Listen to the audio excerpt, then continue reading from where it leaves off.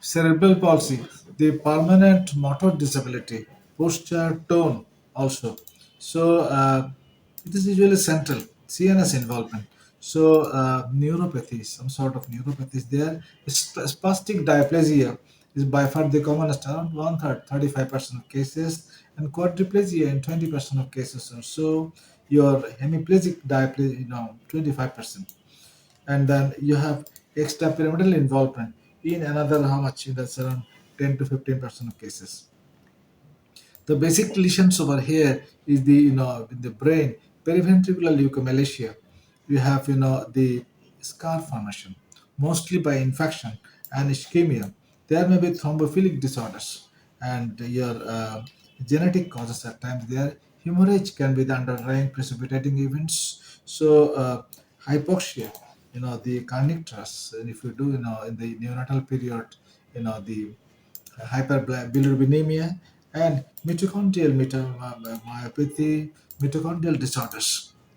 So, wide variety of disorders, including thyroid disorders, can cause brain involvement with permanent motor disability, long-term motor disability, and these children have spastic or diplegia or quadriplegia, hemiplegia, and then previously we used to call it static encephalopathy.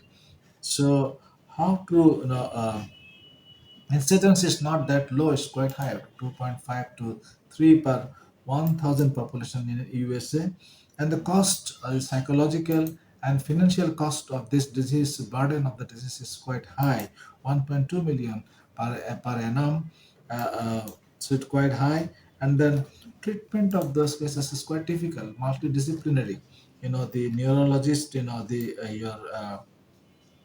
developmental therapist, and other group involvement, rehabilitation, the your anti convulsants, anti spastic medications, and other medications as the clinical scenario exists, and neurosurgical cases, the your dorsal rhizotomy, and your deep stimulation, they are also at times attempted.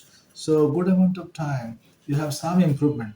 So take when you have the opportunity to take this in a good center nearby, but with there's a good amount of time, you do not have much desired benefit. So, but trying and getting the optimum is essential.